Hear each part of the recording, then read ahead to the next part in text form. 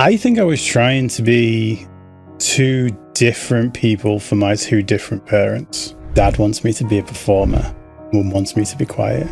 As a result, I just kept it to myself. Started experiencing depression, started experiencing anxiety. The only way I could actually socialise and connect was to go out and party. I was like the most anti-drugs person ever, and I'd never even smoked weed or anything. Well, my life can't get any worse, can it? So I ended up like trying ecstasy for the first time, which has interesting effects on a bipolar brain. It takes you all the way up and then all the way down. I was looking for other people to approve of me so I could give myself permission to approve of me. That I wasn't good enough. It was that I was invisible. He said, but you got 100%. If you do not do something with this as a career, it will be an absolute sin. Who would you be if no one was judging? What would you do differently if no one was judging you? My purpose is to be the person I needed when I was younger. I fully and completely accept the man I am right now. Who you become from today is still completely up for grabs. How much of your adult identity was actually chosen? From trying to earn approval as a child to seeking validation as an adult, we welcome Dave Cottrell to explore his journey of how one core belief ended up shaping his entire life, and what it took to finally stop looking to other people for permission to accept himself. Whether you've struggled with people-pleasing, self-worth, or the need for external validation, this conversation explores what happens when a child grows up feeling invisible, and how learning to truly see yourself can change everything. If you enjoyed this one, support the mission by subscribing and leaving a review. It helps these conversations reach more men who are becoming more self-led, building a meaningful life, and growing into the man they know they're capable of being. Thank you so much. I'm Harrison, and this is the Growth Voyage Podcast. Enjoy.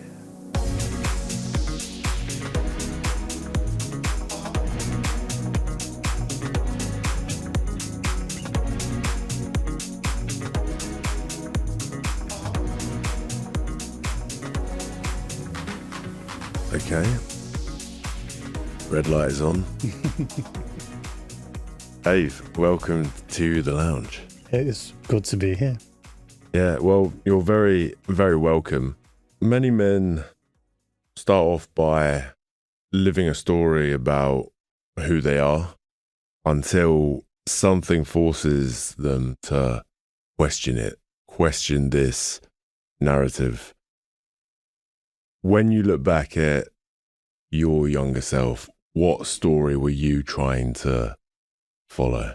Oh, that is a beast of a question to open with. Straight in the deep end, Straight brother. in the deep end. I think I was trying to be two different people for my two different parents. My dad looked on the surface to be somewhat of an extrovert. He was a cabaret artist. Like, he literally did one-man and two-man cabaret shows where he would dress up as famous kind of people like Elvis and the other Elvis and Roy Orbison and things like that, Blues Brothers, stuff like that.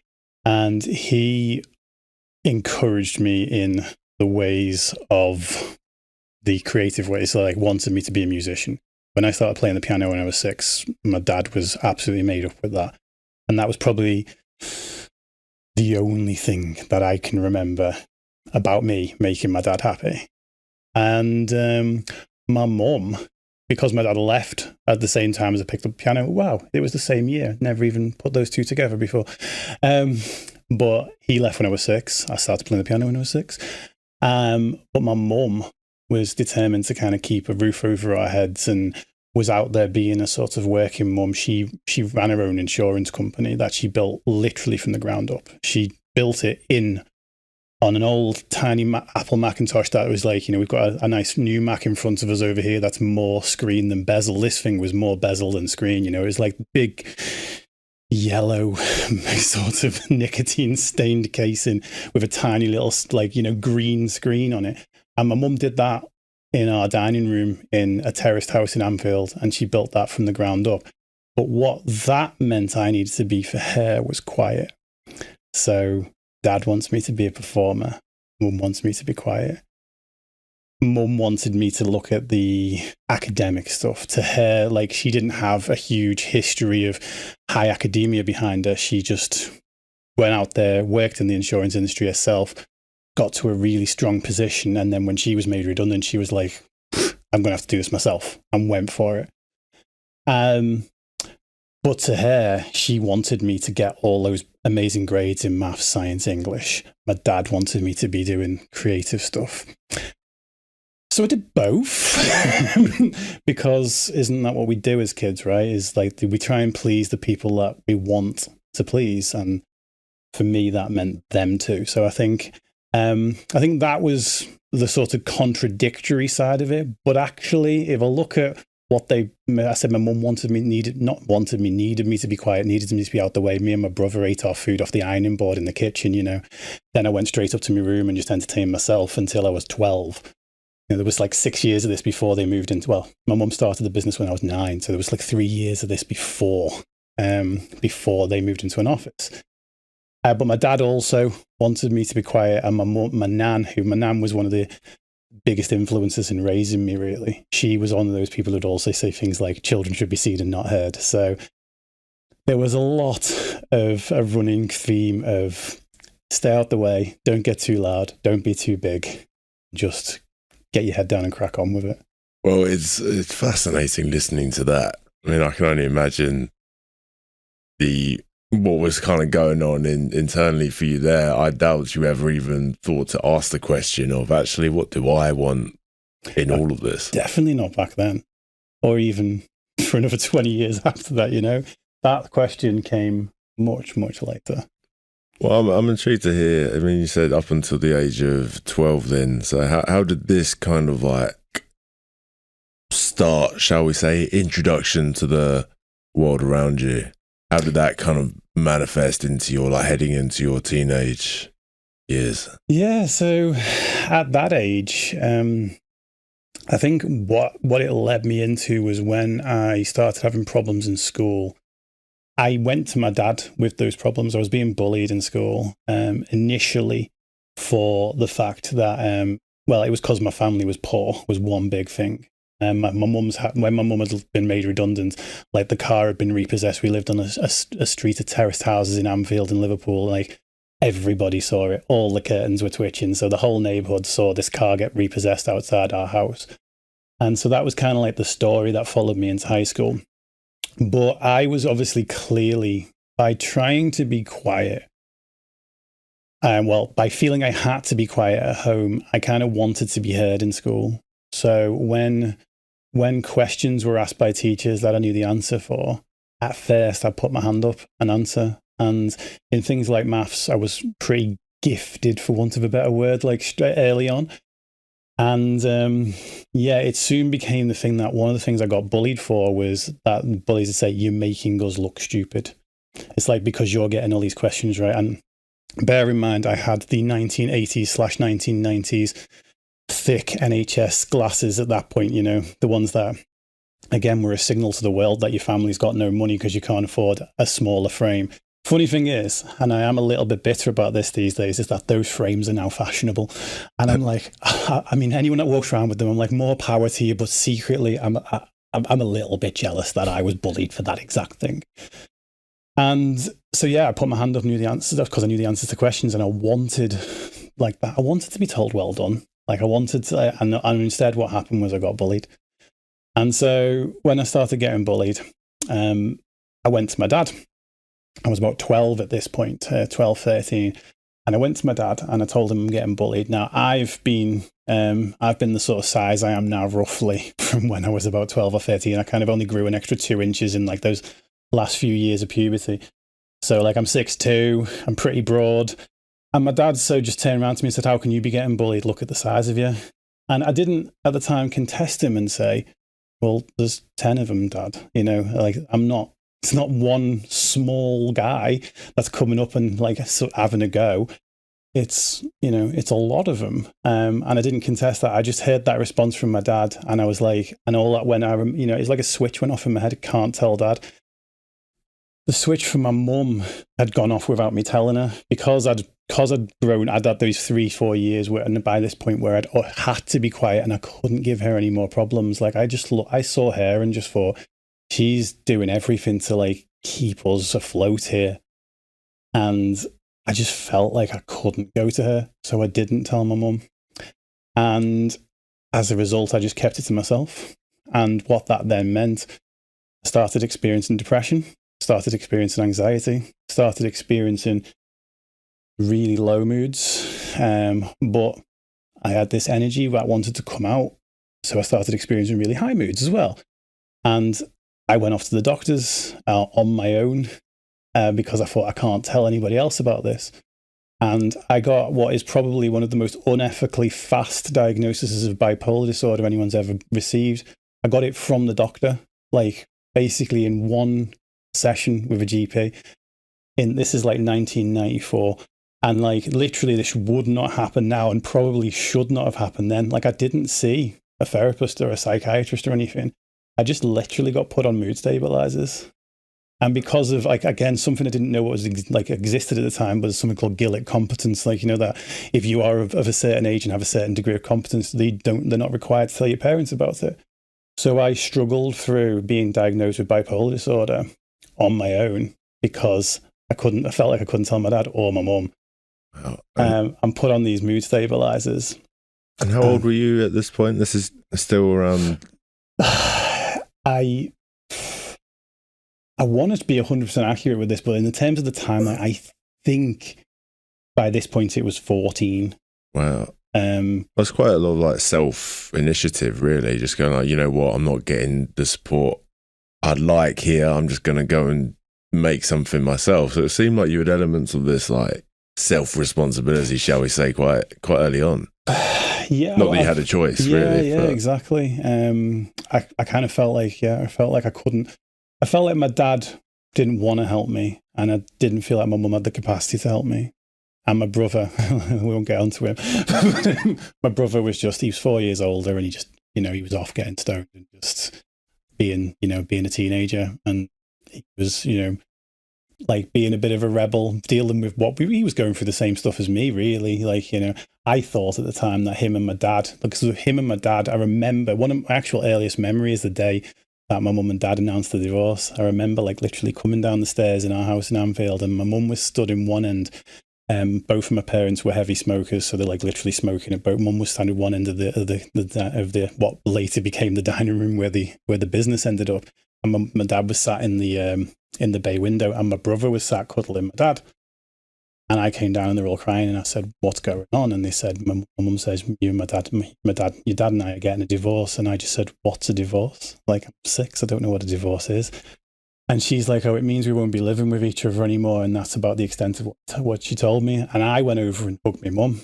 And I don't know if I did it because my brother was over there hugging my dad, but I went to my mum. And honestly, my dad died when I was 19 and my brother was 23. My mum's still with us, thankfully. But that's still the case today. Like me and my mum are the inseparable ones. And Lee and my dad were inseparable until a couple of years before my dad died. And that line was drawn in the sand that day. But that was the thing. Like, I looked up to my mum so much. Just didn't want to be a burden to her. Yeah. There's quite a few layers. There's a lot of layers. I told you it was a meaty question to be leading with. Oh, well, this is why we just got to go straight in. Let's, cut out all the other stuff. Yeah, okay. Well, there's something about, like, even just that relationship to your mum, when we kind of see them as these, like, godlike people in our lives, we can't really see reality. Sometimes we can't necessarily see that, okay, this person perhaps doesn't have capacity for us, and we'll take everything as gospel.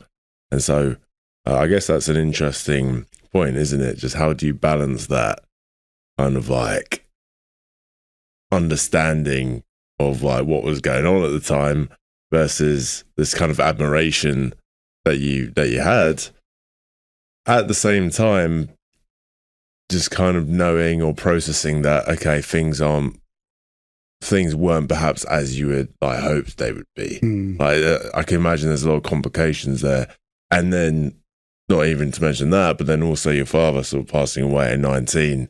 I can only imagine there were, to say the least, quite a few emotions boiling up there. Oh yeah, absolutely. I mean, one of the interesting, as I said, with my brother, that him and my dad were inseparable until a couple of years before my dad died, and my brother's wife had a big argument with my dad, and my dad did show up at their wedding and like made a lot of sort of inappropriate jokes to say he was a comedian, and he was.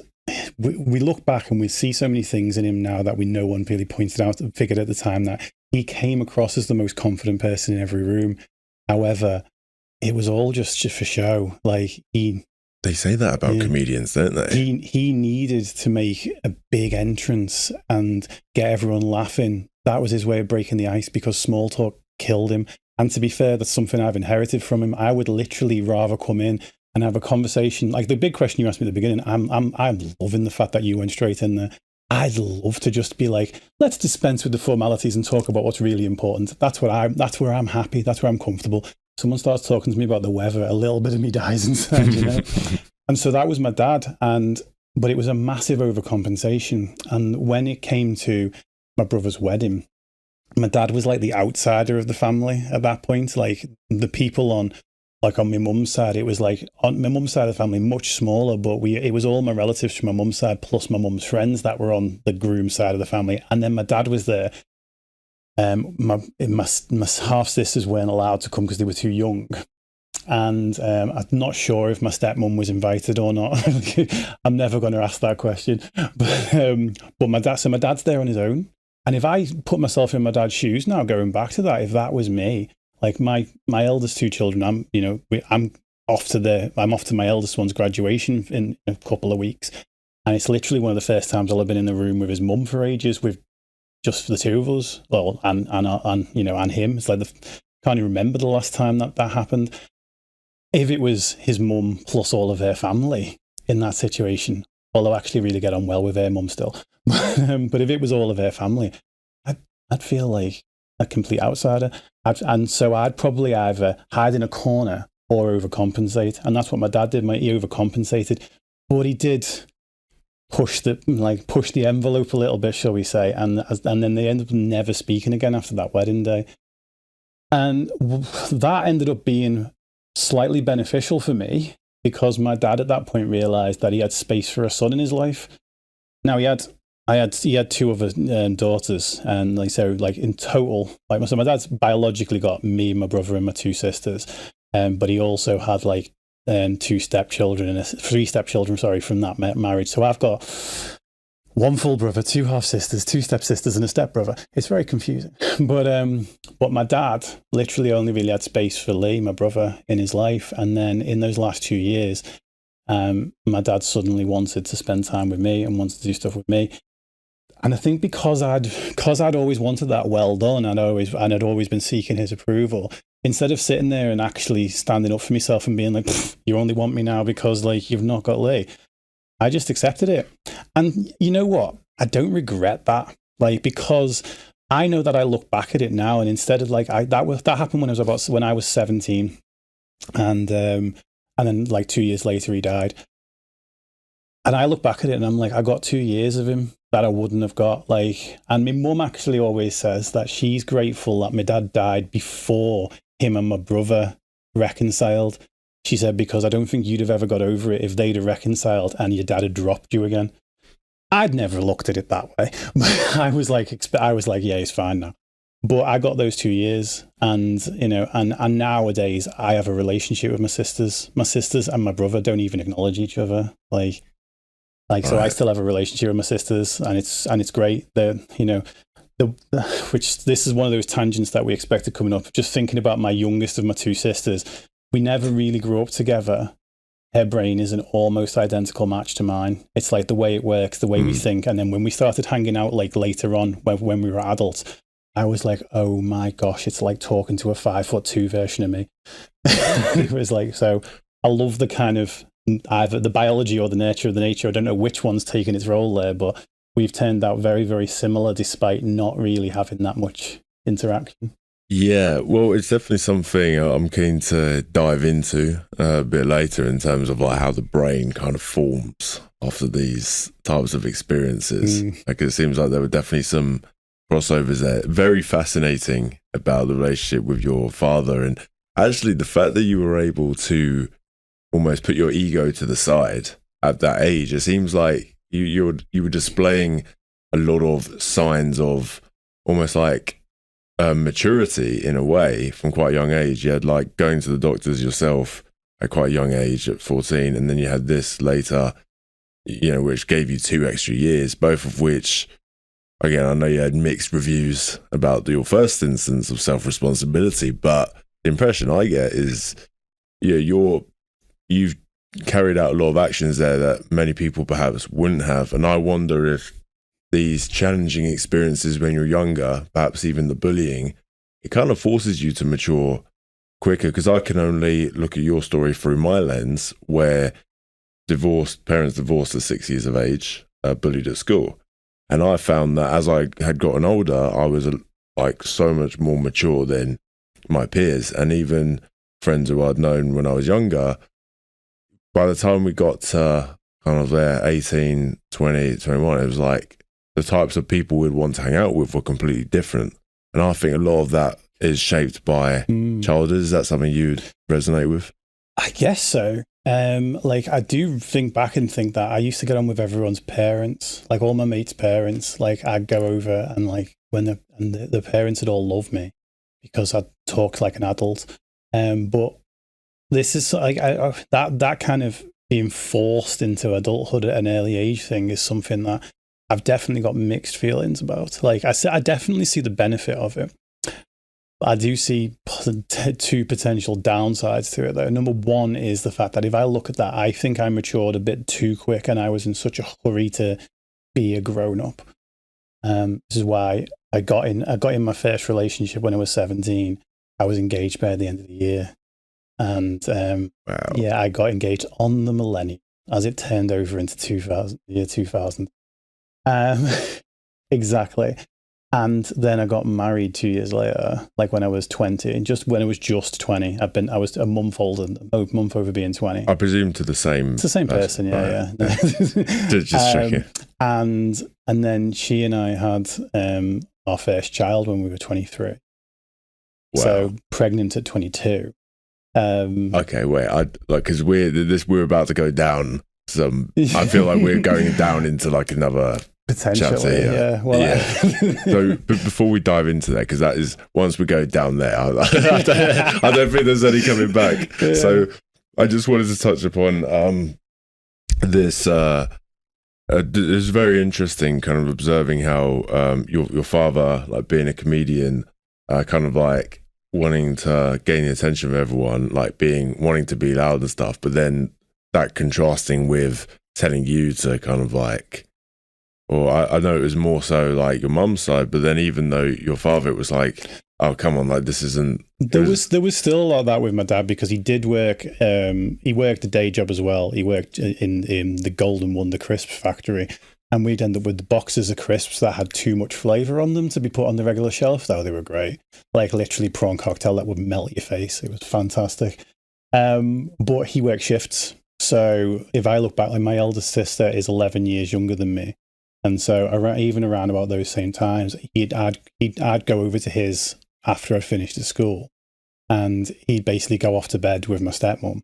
I hope they were sleeping because he'd just finished a night shift or whatever, and I was looking after my little sisters from that age. So again, another thing that like I look at it now. I mean, I've got a 21-year-old and a 19-year-old, and when they're home, I don't leave them with their little sister. She is interesting. She is a handful, but like, yeah, again, forced into that adulthood. But it was very much and not only did I have to stay quiet, I had to keep a toddler quiet while he had his sleep.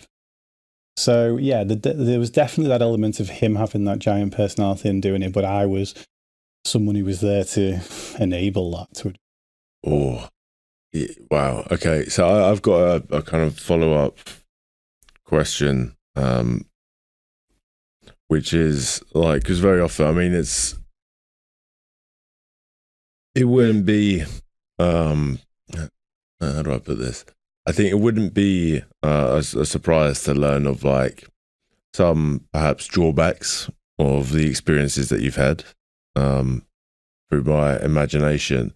Although, like, again, just through the lens of my own journey, I think for a long time, I was like, when I kind of had this big discovery of like looking back through my childhood and patterns and stuff, there was this feeling of, but, because of the way things transpired, I ended up this way. And I think it's very easy to look at the like drawbacks. Mm-hmm. I think what was quite interesting for me was actually looking at, okay, like these experiences, how have they like defined like the person I am now? And I think about, the kind of like independence, perhaps like being okay, kind of like in my own space, in my own company. I think of like, I think we might have alluded to it already, but one big one is like my father's praise. Like that's a big one. So that was a thing. And I think you alluded to it as like that's what you wanted from like your teachers in a way. And I can only imagine now, like not necessarily receiving those words, perhaps they were shown in other ways, like in terms of, just showing love in a different way. But because it was that like, oh, well done, or like, well done, I think that pushed me to work really hard. And now I look at myself now and I'm like, would I change that? Would I change that drive that I've got now? And I'm like, man, no, like I love myself. I love the way I work. I love that I'm going to like outwork most people. I love that I'm happy to just like push through all this stuff, not to mention all the resilience and grit and all that side of things. So is that something that you've reflected on, embraced, or is it a bit more complicated than that? Yeah, there's definitely elements to it. Like I think it is important, like to look at both the good and the bad that these situations have given to you. I think a lot of people only look at the good, but that means that they push the bad under the carpet, and one day that's coming out. And a lot of people only acknowledge the bad and don't accept any of the good that came from it. And I think everyone has to sit somewhere on that scale. I like to think I sit somewhere in the middle of that scale. There were definitely benefits to it. Like, a lot of the stuff you were talking about for yourself there, like the hardworking nature. Like, what I think the biggest benefit from me was the fact that I did work hard. I produce high quality work. I do, like, when I go and give a talk at a business, or when I go and give a talk in a school, I am trying to do the best damn talk that those kids or those businessmen have ever experienced, Where the issue, I think, for me still lay, and I say lay in the past tense now, is the fact that I remember when I first did my very, very first talk, which was about 9 years ago now, and I did a 2-hour talk, like completely planned by myself. Like I'd written all the slides for it. I picked out musical interludes that were going to be in there and everything. There was audience participation involved, so I was a bit of vulnerability, like in terms of I've got to do some of these techniques live and in front of people. And there was a live Q&A at the end, which most people are scared of. It's my favorite bit. And I literally, when everyone left that room and I was packing down, I was like, this is what I was made for. Like it was amazing. And I've still not changed my mind on that. What the issue was then, and for probably about 2 or 3 years after that, was the fact that then the praise had come in, then the good job had come in. Then everyone, people would be talking about it on social media. People have messaged me directly, and it was a drug. It wasn't a permanent high. It wasn't a permanent boost to my ego or a permanent boost to my self-esteem. It was a short-term spike in my self-esteem that then afterwards I came crashing down from. And because I needed that external validation still. And that's the problem. Now, the reason I say used to is like that was, I neatly bundle this up as my daddy issues. It was the fact, because my mum actually told me well done plenty of times. My mum my mum has always kind of had my back. Like, even when I'm struggling in business now, instead of my mum, who built a business herself from the ground up, when I'm struggling in business now, and I go to her for business advice, and what I get is motherly love. Does your mother's praise mean a lot to you? I only ask that because as a goalkeeper, I know you said you were a goalkeeper when you were younger, and I was a goalkeeper myself. And I found that even when I had a bad game, or a poor game, and I made some mistakes, my mum would say, "Oh, well done, you did so well." And it was difficult for me to accept that because I'm like, "Oh, whatever, mum. Like, I know I didn't do that well." I think, well, it did and still does mean a lot to me, but I think it was the absence of my dad's. It was the fact that, and I kind of hate it a little bit now, is that, the cliche of the absent father in films, where like he's never around and he turns up for one basketball game and then he's suddenly the hero of the whole story. And I'm like, oh my gosh, can we just get rid of that? Because meanwhile, the dad who turns up for absolutely everything, the child's just like, oh, so what? Dad's always here. And I think it is, unfortunately, as kids, we don't want the things that we get. We want the things that we're not getting. And so as a result, for me, I never really needed, I wouldn't say I never really needed praise from women. In fact, if anything, my mum probably set the bar a little bit high. And my mum does love me unconditionally. I know that. Like, some of the stuff that I've gone through in my life at the peaks of my depression, she doesn't always say the right thing. She has sometimes, press buttons when buttons need not have been pressed. However, her intention and what she's trying to achieve in those situations is always from a place of wanting to help me, wanting to save me, wanting to love me. And as a result, then I think I expected every other woman on the planet to love me to that level. Whereas with my dad, because I never felt like he did, I never felt like I never got to feel it. Like, even in those 2 years towards the end, like, I never got to feel that he was happy or proud with me, ever. And that is difficult still to this day. Like, I've done a lot of therapy on this. But earlier it created these daddy issues of the fact that I sought out, I was about to say older men. It wasn't always older men. It was more successful men. So like when I started my recording studio, there was a guy called Elliot Rashman. He was like he did a lot of the work with Shed 7 maybe, or he did a lot of he did a lot of sort of music production around Manchester and stuff. And like I kind of saw him at a seminar once, and then essentially like got his email address and then was pestering him for mentorship. Never got it. But then when I moved into the fitness space, like there was a couple of people in that environment that I latched onto, who were actually both younger than me. But like I latched onto them. They were like successful sort of fitness business owners. And I kind of latched onto them and befriended them, and like was looking for like advice there. And again, always looking for them to say well done to me. Although it is interesting though, because again, it seems like you're again coming back to just possessing a lot of like, responsibility traits there. Like for me, I mean, I think that's quite a very integral part of the man's journey is finding mentors, right? Like finding men you can look up to and surround yourself with if you weren't lucky to be surrounded by them when you were younger. So I can certainly see the positives of that, but then I can also imagine it's just like, that praise, you hear it from guys quite a lot. Like when they're playing rugby, they're waiting for that. Oh, well done, mate. Yeah, well done. Yeah, absolutely. And I think that was where the big shift happened. And the funny thing is, the big shift in this one didn't happen when I was in therapy myself. It was when I was writing something for someone else. I was like doing a sort of, I realized that a lot of people had come to me with self-esteem issues. And I realized that I was like, well, who do you want? Where does your self-esteem come from? And every single person to say comes from whether what mum says, my dad says, what teacher says, coach says, or whatever. And I had this little epiphany, and I was like, none of those are self. That's all external esteem. That's esteem for sure. Like, honestly, when we walk out the door after filming this, it'll feel absolutely great for me if you kind of like shake my hand and go, oh, you smashed it in there. But if you say that, that'll be a nice high that'll take me to the tube, and by the time I'm back into London, I'll be kind of like come back down from it. If I walk out that door and go, smashed it in there today, that's going to last with me a lot longer. That's esteem. And that was what I realized, is the fact that I was looking for other people to approve of me so I could give myself permission to approve of me. And that's what's made the big change now. That's why I'm able to sit here and say, yes, the things that you're saying, the positives in that, fantastic. Yeah, I am really appreciative of those things. The daddy issues, like, yeah, okay, maybe they pushed me to seek that external validation for a while.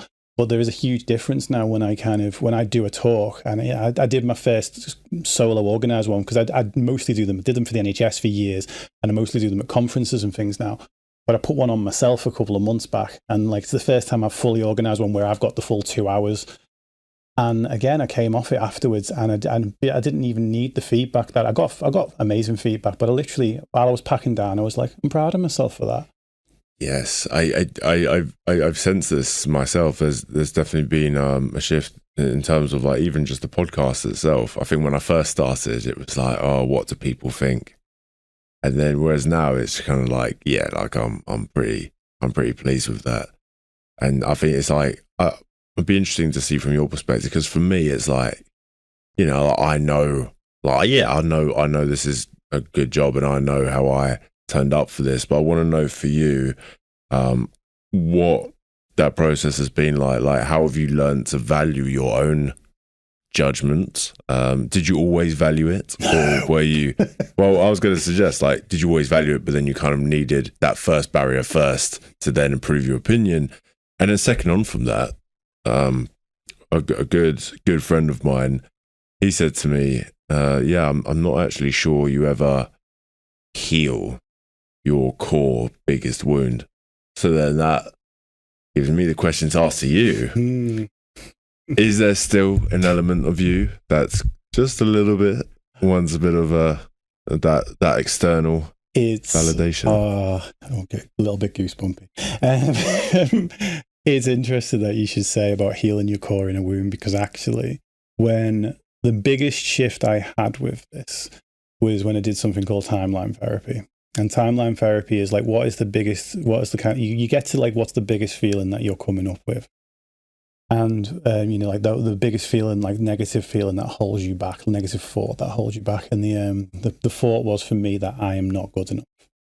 Now, basically, while I was doing this timeline therapy, what the therapist does is takes you back through to try and get you to the first time this happened, the first time you felt this.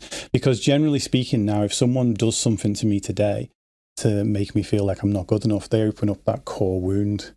And so I'm not just experiencing what they've done to me in that moment, I'm experiencing that plus every time someone has opened that wound. And we went back in the memories and basically went back in the timeline, and it wasn't that I wasn't good enough, it was that I was invisible. And the therapist was like, when's the first time you remember that happening? And I got back to a memory, and it must have been around 6, again, just before like my dad left, because I think my dad was in our house in this memory. I might have been at his, but it's still around 6 or 7. It's around that sort of age is where I was. And he and my brother, actually, it was almost certainly after based on this, because obviously him and my brother had already formed that solid bond. They started pretending I was invisible. And I don't mean like, you know, you do with a 2-year-old where you hide behind your hands and you do peekaboo. I mean, they were like, have you seen David? Has anyone seen David? Oh, I've not seen him. And the louder I got, the more they would really dive into this whole thing. And to them, it was probably just a bit of a joke, a bit of fun. But to me, it made me feel like I don't exist. Like I'm not even there. Like I must have completely bought into it, because the things that still upset me to this day, and way less than they used to. After I did this, honestly, it changed my idea of my own value in almost a second when we did this. Because actually there's a process after that I do with my clients now where you actually talk the inner child through that story, and you show the inner child how it was just doing what it needed to do at the time. And that was just my brother and my dad projecting onto me their own feelings of insecurity. And actually, you go through this process of a visualization where you give that belief back to them. And I did this. And honestly, like the shift in my behavior straight after that, like I always felt like I didn't have a voice worth speaking up with. I always felt like even, you know, I've had social anxiety since I was a kid. And I used to feel like, you know, talking even asking for something. If like I went into like the shop and the paracetamol were behind the counter, it's like I have to ask somebody for that. That was enough to kind of make me go quiet or make me mumble. And I'd never go up and like ask people what they were doing, like, you know, or like, you know, try and make small talk with anybody. Like I said before, small talk kills me. And after that, I suddenly just stopped waiting for people to invite me into the conversation. I kind of just felt like I am visible, I am here. And if I trace from then, one of the first things that happened once I was getting bullied is I developed an eating disorder, and I started binge eating, and I put on an absolute ton of weight. If we can look at that a bunch of different ways, and some people will go, yeah, that makes sense, and some people will go, oh, what a bunch of nonsense, and I'm okay with that divide. Was I trying my best to make myself visible? Did I make myself as big as possible? Like, I love wearing bright colors like what I'm wearing today. This is toned down. I was going to wear one with loads of multicolored bears on it, but, you know, I've got to go to a professional book launch later. But it's like, and I love wearing big colors. I love actually being loud. And one of the things, again, in school, I was picked as the narrator for like the Christmas play and stuff because I would project my voice. And it was all this is all the inner real me pushing back against this need to be quiet, this need to be seen, this need to not be invisible. And when I did that, that massively shifted me forward, in terms of like feeling like I had a right to show up, like I had a right to be places. However, if I'm completely honest, when you say about you never really heal, one thing that happens now, I can, you know, conversation like this, I can hold my own. I can hold my own on a stage for 2 hours. In fact, I've held my own on a stage for 8 hours in front of a bunch of junior doctors. Like, they know more about psychology than I do, a lot more. They, you know, but I was talking to them about lived experience, mental health on so many different topics for 8 hours, held my own on that stage, did Q&A at the end of it, felt like an absolute boss doing it. If I'm in a conversation with at least three, like let's say there's one-on-one with any of my mates, conversation, hold it fine. The second there is three or more there, what will happen is, let's say there's 3 people there. If that person's talking, I'll listen, that person will listen. If that person's talking, that person will listen, I'll listen. The second I start talking, that person will go on their phone. And this, honestly, the amount this actually happens, especially if we're in a 4, there's a group, and they'll never listen to this because they don't listen to stuff I do.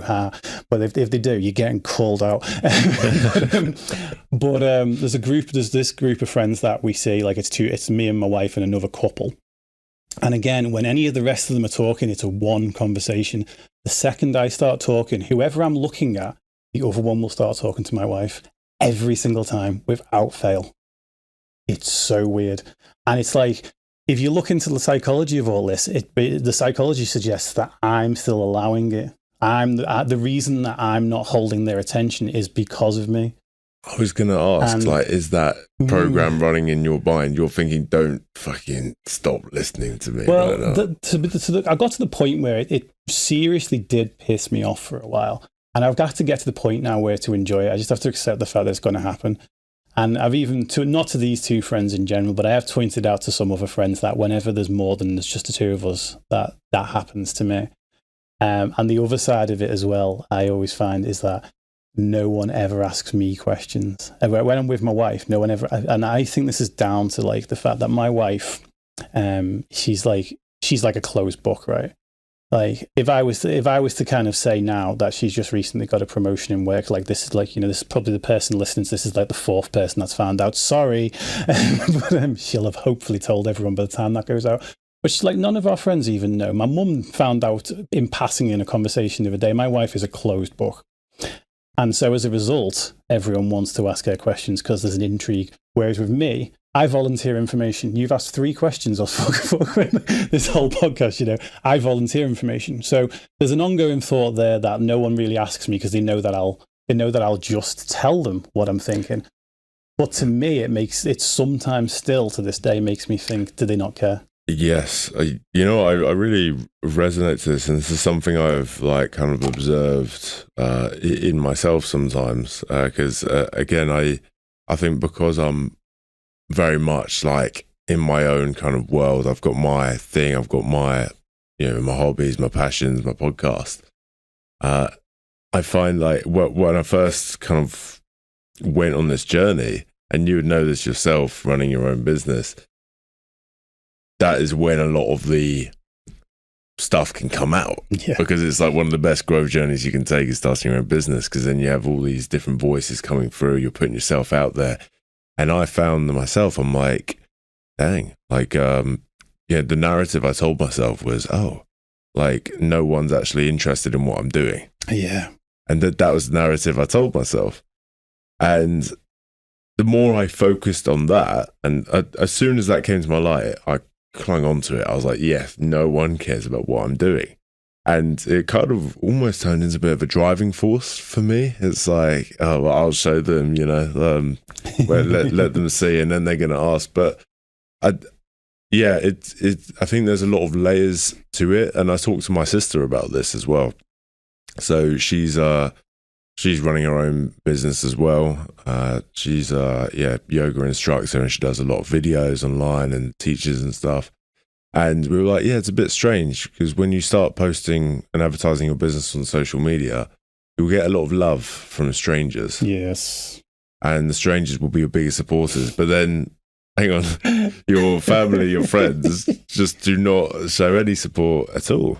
And sometimes they'll be like, and then weirdest ones, I remember an old friend sent a voice note to me the other day, and he was like, oh yeah, I've been seeing what you've been doing online, man. How's that going? I was like, have you? Because I haven't seen anything like that. I haven't seen any of that. But then I think the next layer I came to was like, actually, some people will love you, but they're not necessarily taking interest in what you're doing. And that was the shift I eventually got to. But it took a long while to go there. Yeah. Sure. That's a tough one, because you'll actually see posts on social media say, oh, if your friends aren't supporting you on the way up, then like what's really going on? It's like, yeah, but how many of us actually go into our friends' work and go up to our friend's boss and say, he's really good, he helped me with my filing at the weekend, or it's like, we're not going in and we're not supporting them in their career in any way, shape or form. And it is interesting, because like with the type of stuff of what we do, there is an interesting thought that I've had this sort of argument with one of my friends who used to run a bar, and I'm like, look, when you ran the bar, I'd come in and just be in the bar so that there's an extra person in there, and it looks a little bit busier, and if and that's ultimately in social media. Actually, your friends can really support you just by letting one of your videos run all the way to the end, like. Yes. And it's an interesting one, because there's like, I've got this thing, and I brought this up with one of my friends recently, because I asked him to come to that talk I did recently, and he didn't. And I asked him, like, I said to him, I bet you, one day I'm going to be doing them in arenas. And I said, and I bet you all my friends will want to come then, and they'll want free tickets. And he was like, look, I don't go to mindset seminars, and I'm not going to come to one when you're at the massive one either. And the reason I didn't come to one this morning is because when you asked me recently is because that's not the kind of thing that I go to. And I was like, okay, fair enough. Like I appreciate that's the kind of way he's like saying things. And it's difficult, because I think a lot of these are new expectations that, like, if we even look at what the expectations are and how quickly you should reply on social media, or how quickly you should reply in the WhatsApp group chat or whatever. We're not built for these extra layers of pressure and extra layers of gatekeeping around what a good friendship is. And I could quite easily fall out with every single one of my friends, probably, for not supporting me on social media. But because will they go and support, like, let's say, like, Kanye releases a new song? Yeah, they will. But then there's the thing, they listen to that in their spare time. They don't listen to my videos in their spare time, and that's okay. Like, there's a difference between, like, would they like it? Probably, but would they watch a video of some? They wouldn't. They're not watching some other. They're not watching Tony Robbins instead of me. Do you know what I mean? They're not watching someone comparable. They're watching. They're going and engaging in music. So, but yes, it does. To go back to that kind of old wound. Those wounds, or the little gremlin inside your head that wants to keep that wound open, will be like, your friends don't like you, they're not listening to you, they're not watching you, you're terrible, you should stop. If your friends don't like you, nobody else ever will. It's like, and actually, you know what you led with then was, okay, you'll get all this love from strangers. Cool. That's like, if you ever want to get up to 1 million followers, you've not got 1 million friends. There are 1 million strangers out there. So. Yeah.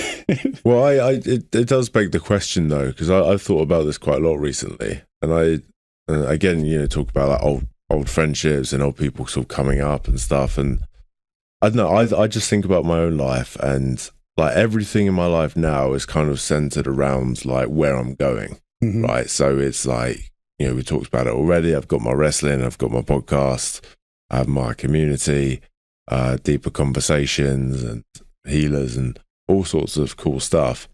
And so my mentality now is like, well, you kind of have like these are people who are like in your sphere and they're with you and they're in the same direction as you.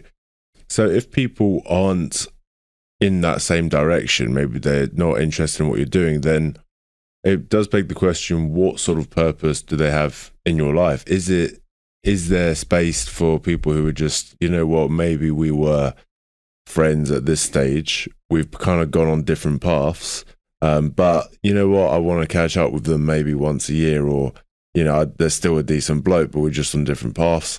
Or is that excess energy perhaps which has fed into a lot of this stuff? Yeah.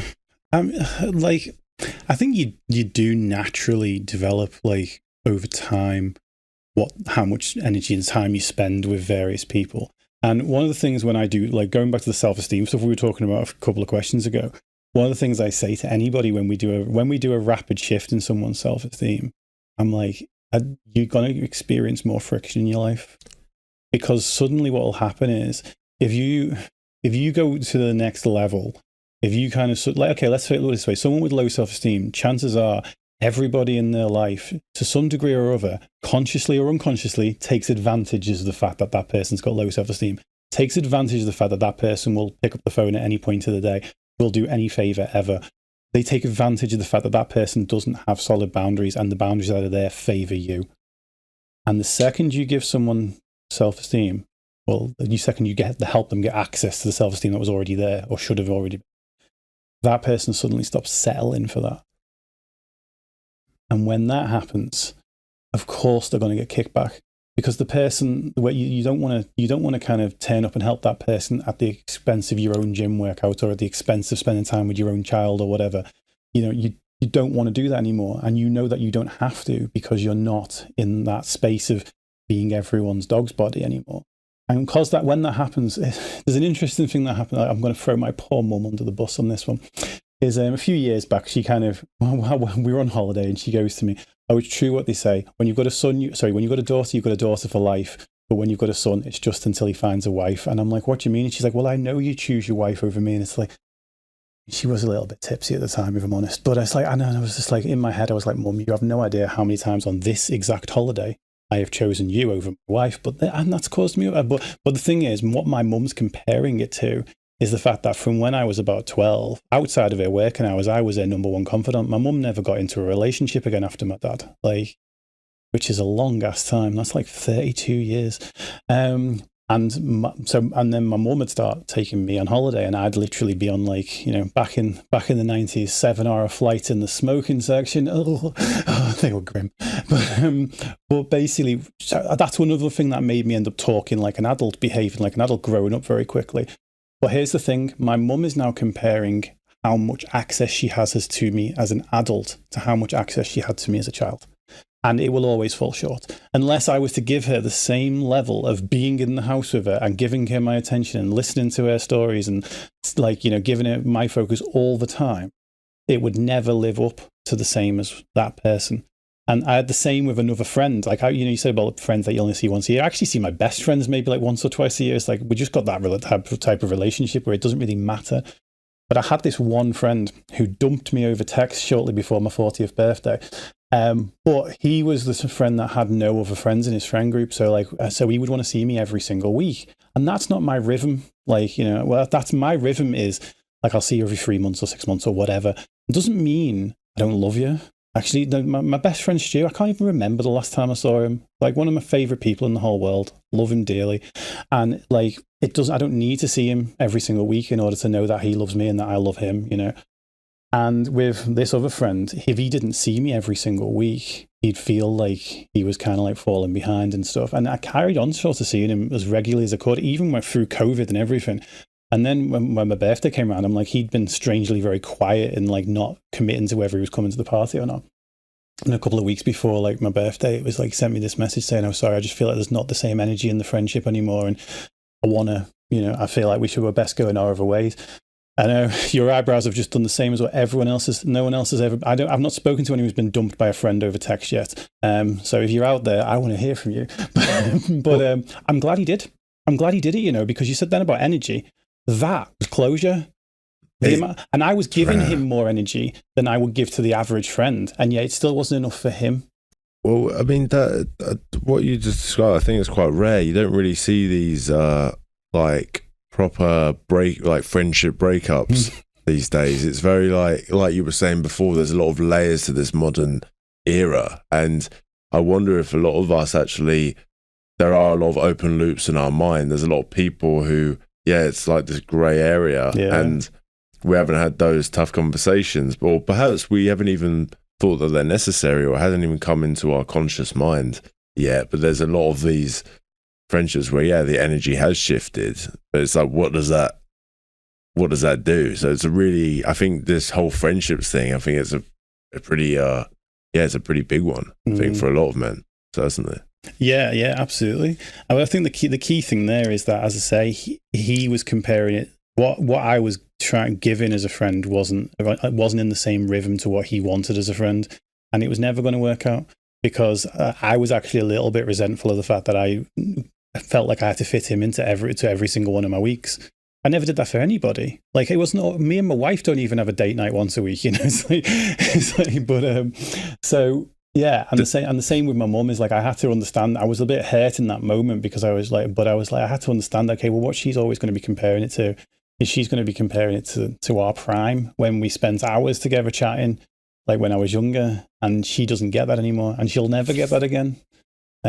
Just because like there's just forget like my wife taking my attention away. I've got my daughter to take the attention away. I've got my bit, and the funny thing was with her as well, because I've mentioned she'd retired, she'd sold her business and retired, and I was starting mine like a little bit later than that, and that was an interesting flip of the earlier stuff, because what that ended up then is I felt, now I will say, my mum does actually listen to stuff I do, so I probably shouldn't throw her under the bus as much as I do. But I will say she supported me massively financially, and with that sort of motivational support. But the logistical support of running a business, she was like, well, my first one was a recording studio, and she's like, well, there's a recording studio. I ran an insurance company. And I'm like, yeah, but you still did marketing, you still did this, but she never passed any kind of entrepreneurial skills over to me whatsoever. But the interesting thing was, she's now retired. I'm now in a position where I'm not, they say the whole, if you work for yourself, you'll never work a day in your life. That is so not true. It's like, when you work for yourself, you don't just work 9 to 5, you work 24/7. You don't ever stop thinking about it. So now I'm in a position where I'm putting all these extra hours into work. She's in a position where she's retired, and what she wants from me in that position is she wants more time of like, so we, in the first year of not when I was running the recording studio, but when I was running the fitness business, like slightly later than that, I'd go and have lunch with her every single Wednesday. Like, I would basically make time in the middle of my working week to keep that going. So how do you set boundaries now then, when this sort of theme pops up? Just never go and see her. Now I've learned to kind of say, this is what I'm trying to do right now. This is what I've got a busy week, and not feel guilty for having a busy week. Because that's the thing, is like, there was a lot of resentment at first, because what I wanted was, I'm like, I want you to now give me the same level of staying out of the way that I gave for you when you were setting up your business. Yes. Well, how do you balance then? Because it's something that's kind of popped up in my mind. You've got a mission, you've got a family. You're very much going to be in the kind of grind process to an extent, right? So how do you balance that with, okay, like your parents, for example? I presume she's getting on a little bit. Yeah. And you hear this stuff like, if you live away from your parents, there's only and you see them like twice a year, then it's there's like, well, there could be like, what, 20 more times you see them or something like that. And then that puts things into perspective. So how have you learned to kind of like, right, you've got your immediate priorities and stuff versus, okay, let's carve out some time for this. Is there a... I mean, generally how I do it is two ways. I mean, I do see my mum like once a fortnight. One of the other things, well, my brother moved originally to Florida and now is in North Carolina, one of the Carolinas. So he is like, so they never see each other. So as I kind of do feel that as my mum is aging, she's 74 now, or 74 in October. Yeah, I do feel like it's my responsibility, and like I do feel like I've not got my brother to share the load like a little bit, which is so when my mum says like, oh no, no one's bothered with me for the last 2 weeks, what she really means is no, I haven't. It's like so that's difficult. In terms of guilt, that guilt emotion you were alluding to before, you mentioned, okay, maybe it might be, how do you know if it's like someone else's things projected onto you, or whether that's a feeling you're feeling, perhaps? How do you differentiate between that? I'd be lying if I said I've tried with this particular thing. Maybe it's a good one to try. Maybe when she says that, she is just saying no one has been to see me, and I'm hearing you haven't come to see me, and maybe that's on me. Maybe, I don't know. I'll that'll be my thoughts for the train ride home later. But how I did the boundaries and stuff with it now is I do still see her regularly. What I'll tend to do is I'll go over like maybe every other Sunday with my wife and with my daughter, or I do full day childcare on a Monday with my daughter every week. So I'll do like swimming lessons in the morning and then go over to see my mum afterwards and like take her over to see her and stuff. So there's and then try and kind of keep that out of the work week. Like my work week is Tuesday to Friday. Like I do a 4-day work week. So I'll kind of keep like make sure I'm seeing it, but like doing it on either the Monday when I've got my daughter or on the Sunday when, you know, it's all of us. And especially when the boys both live away now, because one's just finished uni, one's just starting it. But when they're home, like we especially make time to get all of us over there. Yeah, well, let's go down that rabbit hole which we put on pause. It seemed like, yeah, kids at a very young age, married. I imagine there were the similar themes we've touched upon already in terms of like external validation, perhaps, and you know, getting that first, I presume first love or first proper thing. A lot of emotions there. Yeah, absolutely. I mean, I absolutely did love my first wife, like, but I think why I rushed into the wedding so much was that I had been sort of knocked back by every girl I'd ever asked out. And, you know, I mean, I know I'm only 17, but, you know, this is the 90s. So you start asking girls out when you're like 12, right? Actually, nowadays, like you'll get 8-year-olds going, I've got a boyfriend. It's like, no, you don't. But, so yeah, I've been knocked back by absolutely everyone. And it's just something that my brother had actually said, like, again, like I hope he doesn't listen to this because I never normally throw him under the bus. But, I don't think he listens to anything I do ever. But he said like that when like he had a brief breakup from his wife at one point, and he's like, oh, no one will ever love me. And I think I internalized a little bit of that because I think I definitely rushed into the marriage because as soon as I got a girlfriend, I was like, right, if you're lucky, you got to put a ring on it. You know, it's like I was straight in like with the engagement. I say we started seeing each other on the 26th of February and then we were engaged like 10 months later at the end of the year at 17, you know. And genuinely there was a bit of that. There was certainly a bit of, you know, I'd been forced into being this grown up, as you said earlier. I wanted to be the responsible grown up. I wanted to be like more mature than everybody else. I wanted to I was in a big rush to get on with my life. And like then when we found ourselves, you know, like we found ourselves in an okay financial position, like not great, but okay. Well, as soon as we got in that okay enough financial position to say, actually, we probably can have a child, that was it. We went for it. We started trying straight away. And then it was like, it was almost autopilot from that point. It was like, because we said we wanted two, at least two, we said. We wanted one of each. And then when we got the second one, it was also a boy. It was like, we were then thinking there was going to be a third at some point. And it was almost an autopilot. Like at that point, it's like, well, we want the two and we want them 2 years apart. So then we just, you know, we had Sam, the eldest, and then we tried for Joe when it was officially on the calendar, you know. It was like, and yeah, like the problem was it was all this great big rush, as I say, to be a grown up. There was all this issue of me needing that external validation, but also needing to feel loved and wanted. But then I got there and I didn't feel loved and wanted. And that's when things took a bit of a downward spiral, shall we say. Is like, you know, I've been dealing with the bipolar at this point. Like my family all eventually found out about the bipolar when I was 21. I know. Was I 21? No, it was my brother's 21st. Like I was in a mood and didn't really want to be at the restaurant, and my mum literally shouted across the table, "Oh, you're so bipolar." Actually, no, they didn't find out until way after that. She said, "You're so bipolar," not knowing. And I stormed out the restaurant, packed up all my stuff and moved to my girlfriend's mum's house without even asking for anyone's permission. And then my girlfriend's mum was like, yeah, you can't really stay here as long as you were planning on. This is like 3 months into the relationship.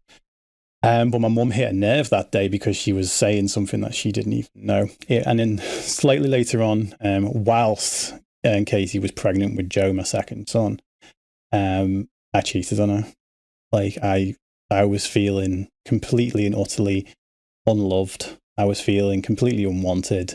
And it's hard. Like there were things that if I look back, I certainly justified it at the time saying I'm feeling unloved because I didn't have a physical relationship at that time, apart from obviously to make the baby happen. So there was no physical relationship. There was no real mental relationship. There was nothing really going on. There was, and I understand all that, like the fact that actually happens when children are around, they suddenly take a lot of energy and everything. But I was certainly not mature enough or grown up enough to handle that kind of being put onto the back burner. And as a result, I was like, I literally, as at one point said to her, "Oh, you only want me for babies. You don't want to have sex with me for any other reason, just to have babies." And so, like in my head, I gave all these reasons to justify it. Nowadays, I'm like, I was a dick. I shouldn't have done it. She didn't deserve it. But that I look back and I've like done tons of like reflection on this, tons of therapy on this, and so much of it came down to that fact that still I needed external validation for that self-esteem, and the physical relationship was that external validation. When that was gone, my self-esteem was now completely in the carpet, and then basically all it took was the next person I met that wanted to be with me. Like a lot of men do when they're in that situation, is when someone they want to feel wanted. If people think that men they're just thinking with what's between their legs and they're just basic creatures. Actually, a lot of times they want to feel wanted and desired. And that's what I wanted in that situation. And someone made me feel wanted and desired. However, it was completely the wrong move for me, and it was definitely obviously the wrong move for my family. And I realized it within sort of I realized it straight away, if I'm honest, but then the guilt of it ate me up to the point where it was only about 10 days later that I just came clean. Right. And I thought... Well, I'm interested to dive in because I guess first and foremost, it seems like, I suppose you were kind of filling a wound in a way. And to some extent, you could say all couples kind of are to an extent, because that's going to be a reason why you were attracted to each other in the first place. And then, I suppose when you take that physical attraction away, I can imagine how it's going to be, that equals I'm not wanted, I'm not loved, etc. And I think that explains why, like a lot of men do kind of engage in infidelity or what have you, because there are these subconscious programs going on. What made you come clean about it? Was it like this overriding, was it like a feeling of guilt, was it? Or was it just like, well, I have to tell this person eventually? And also the kind of, was it like a post-nut clarity? Is the term given? You're just like, oh shit, what have I done? Well, I mean, I certainly had the post-nut clarity of like, oh yeah, what have I done? No, we were just sat at home, like we were watching a film. Film it wasn't. We were watching a film, and I just felt like the worst person on the face of the planet. And actually, weirdly saying that now, I'm like, did I do it to make myself feel better? Did I come clean? I came clean. I just couldn't deal with I couldn't deal with the guilt of it. Like I felt like, I felt like I just had to tell her. And I can't honestly say, looking back, whether I was saying it for her or for but I genuinely thought that that was going to be the absolute end of it, and like it'd just be over. And I think that's what I wanted at the time, because part of my brain was like, well, I've got this other person and I can go and have this person wants me. And yeah, like it was none of that. It was none of that. Like in the end, and like Katie still wanted to be with me. I pushed back and moved myself out by choice. And she she was pregnant, and we got back together during the birth, basically, literally. We were still separated this was from the October till the March. So for 5 months we were separated. Like the plan was, I was already seeing someone else. It wasn't the person that I'd left my wife for. It was like, because that just literally stopped straight away. So anyway, the other person was like, this isn't what I wanted. I just wanted a bit of fun, and like, and like I was basically, the agreement was I was going to move back in for the first few weeks of like helping Katie with. Well, I say helping her with the baby sounds so irresponsible to say as a parent. I love to occasionally wind my current wife up. I say current as if she's not going to be my future wife. I love to wind her up and then call it babysitting. And I don't ever mean it. It's not babysitting when a man looks after the child. It is being a parent. But yeah, like I agreed that I was going to move back in for these 2 weeks, and then moved back in for 2 years. But ultimately, like there was, the relationship was never the same again. I'd changed a hell of a lot in the 5 months where we were apart. Like I was like the most anti-drugs person ever. But when we broke up, and I was like, and then I broke up with the other person and all the rest of it, I was out on a night out with a bunch of lads from college. We was doing my sound engineering degree at the time. Like, musicians, music producers, a lot of drugs flying around. And honestly, I was like, 23, 24 at this point. And I'd never even smoked weed or anything. And then they suddenly all start passing around ecstasy. And I was just like, well, my life can't get any worse, can it? So I ended up like trying ecstasy for the first time, which has interesting effects on a bipolar brain.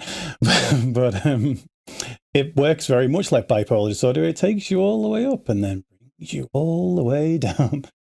But one of the biggest things I teach now is this concept called slingshots and boomerangs. Like a boomerang behavior gives you something up front before it takes away later. And we are instant gratification people. We love that instant gratification.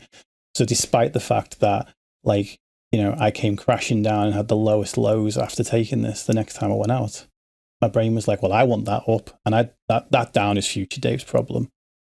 And so I ended up getting at that point taking quite a lot of drugs, taking ecstasy and cocaine every time I went out, basically. And at that time, because I've been the most anti-drugs person ever, obviously I married an anti-drugs person. Obviously, all my friend group were like, we don't touch anything. We all drank, but none of us took drugs. So I started losing all these friends, and the only friends I then had were the ones that I was going out and partying with, which then meant the only way I could actually socialize and connect was to go out and party. So yeah, it all took an interesting turn at that point, really. And I suppose this was this is all really like a manifestation of you being someone or becoming someone who you weren't as a result of your experiences, shall we say? Do you know what? It's an interesting way of putting it.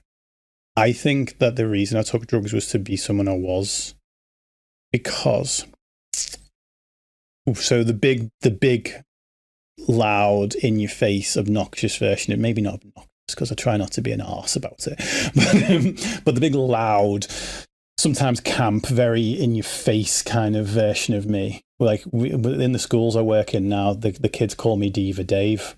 That is Diva Dave. That's who comes out. And the Diva Dave comes out now just because he wants to, just for fun.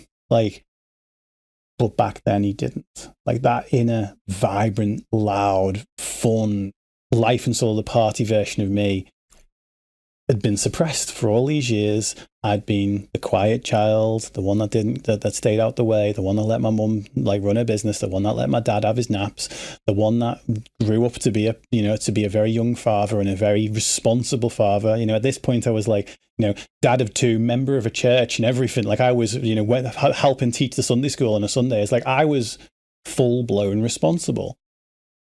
But there was another part of me that wanted to come out. And honestly, 20 minutes after taking ecstasy, that version of me is out. Now, the issue is that version of me comes out to anyone who's ever kind of let that version of themselves out with alcohol, because I used alcohol to bring that version of me out when I was sort of 17 as well. What happens is you let the big personality out, but it goes too big. It does something daft. It does something silly. And do you think that's because that part of you, because it's so rare that it came out, it was like, okay, this is our only opportunity. Yeah, so right. There's a combination of that, and there's the fact that you've got less control over it because you're uninhibited, aren't you? So as a result, what would happen is every time, if I think back to like alcohol, every time like I let Diva Dave out, then I'd love it until I get to the point, and I'm unfortunate enough to be one of those people that never forgets what they do on a night out. Like no matter how drunk I get, I don't forget. So I have to like remember it. And yeah, I can be a bit of a tit. And so I'd then the next day be feeling all of that social anxiety and all of that suppression of Diva Dave, whilst also feeling remorse and guilt and, oh my God, what did I do last night? So yeah, it allowed me to feel good for a night. And cocaine and ecstasy were just that to a million times. And yeah, okay, the version of me that I don't like came out too. But before I got to the version of me that I don't like, the version of me that desperately wanted to come out was coming out first. Yes. So it seems to me the journey then became, okay, how do we incorporate Diva Dave on a sober level? Like, how do I actually become this person day to day? Would you say that's quite so desperate to just like like just stare right into the camera and give some snaps out now? Yeah, that has been the journey. That has been it's there's still loads of stuff to do with like, with extra shadow work and stuff of like the other stuff that still does remain hidden and all the rest of that. But that part of me is out whenever it wants to be now. Like, and it's great. Like, I love it. There's something that I do in the school talks just to break the ice, where I go in and I'm like, right, okay, there's rules. It's like the genie and Aladdin, you got to have 3 rules. There's rules, but I'm like, I'll tell you what. So just to show you how nothing we really do, like, is as big a deal as we ever think it is. I want you to shout out 3 different things that you think are absolutely cringe that I could do right now. And I'm going to pick one of them, and we can pick one of them together. And I'm just going to do it. So it can be like, trying to do a TikTok dance or whatever. Even if I've never seen them before, that's usually quite. It's like I'm like, well, someone's got to get their phone out, and we're not supposed to do that. But it's like, it can, there can be do a dance, or it can do like, used to be do a dab or whatever when they were still in fashion. But like, a lot of that, it's like I'll just let them be cringe, and like that introduces them to Diva Dave quite early, but also helps them feel less insecure. Yeah. And that's the kind of purpose of it. And it's great because like my biggest want with everything I do with my job now, like I work in businesses and in schools, but everything really is to work in schools. The businesses pay the bills and the schools is where the passion is. My biggest want is to help people, like these journeys we've talked about now. Like, I love the fact that you're on this journey at your young age. I started this journey when I was 10 years older than you. And it's like, it's like, basically, I want those kids that I'm working with, they might not take on board what I'm saying with that very day. But if they take it on board before they're 35, they've got a head start on where I was doing. If they take it on board before they're 25, got a massive head start. If they take it on board, like, in the next 10 minutes, even better. And that's why I do what I do. Do you know what? It's so important. I've thought about this as well. Because if you can like stop it at the root, then yeah, you can kind of create this new world where, okay, like we can kind of teach them young, show them young, I do wonder though, because one of the things that kind of came into my mind was, and it's happened on this podcast before, we've talked about like in terms of like the spiritual journey, right? Where we kind of go into this life, we're given a path, we're given a rule book to follow. And then the whole game, the whole point that we're being here is to break out of it, go through the challenging times, and then find out who we really are at the end. So, do you think kind of this, and again, it's a bit of a weird question because who wouldn't want kids just being expressive and being who they are straight away? But do you think there's an element of maybe kids have to kind of like go through that path of self-discovery and maybe have that challenging point? Is that part of their soul's evolution? Yes, it's the easy answer. I absolutely think that. Like recently, I was trying to think of like people, you know, in business, they say tell people what you do, like as quickly and as few words as possible. And I'm still not comfortable saying that. This will be the first time I've said this out loud to anyone other than my wife, and it made me cringe when I said it to her. So I'm like, I give people epiphanies. Now, that's okay, I do. Like, okay. Actually, maybe it didn't feel as cringe coming out as I expected it to. The interesting thing with epiphanies is that whenever you'll have had some in your life, I can tell. You'll have moments where everything's just clicked and it all sits. And have you ever had one of them where you've gone and you've been so excited that you just wanted to go and tell like your best mate or your mum or yeah, and they didn't get it, did they? And that's because they've not been through that journey. And it took me a long time to realize this, because whenever I had one of these, all I want to do is share them with someone else. If something in me clicks today at 44 years of age, I want to go and tell my 19-year-old son that thing. And my 19-year-old son will look at me and go, why did you interrupt my fortnight?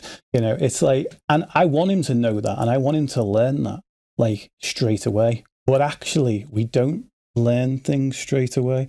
Like, you can't shortcut somebody to it. You can give them some things that motivate them and help them feel a bit more steady along the way.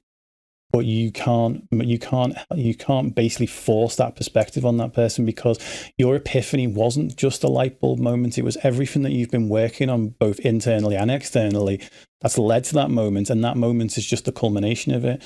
So when you go and tell somebody else of it, yeah, it's always the case. And it's like, I've recently started, I literally only posted about this for the first time about 3 or 4 weeks ago about epiphanies.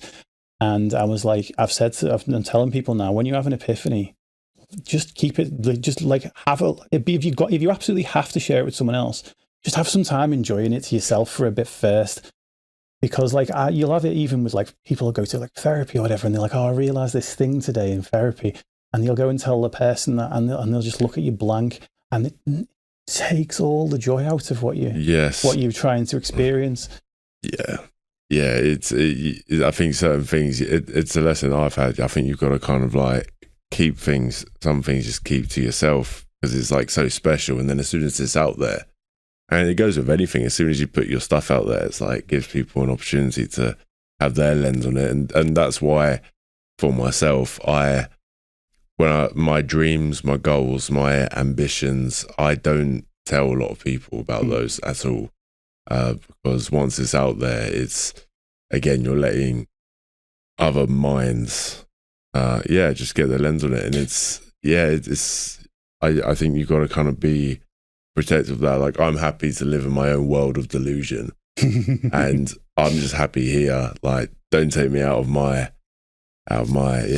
space. This is my, like, I'm heading here. These are my revelations. And yeah, I think oversharing is something that I struggled with in the past, because I just wanted to have that. And yeah, you want someone else to resonate with it, and that's natural. That's a human connection, isn't it? Like when something hits you that important, usually it's one of the most important people in your life that you want to go and share it with, your best mate, your partner, your mum, whatever.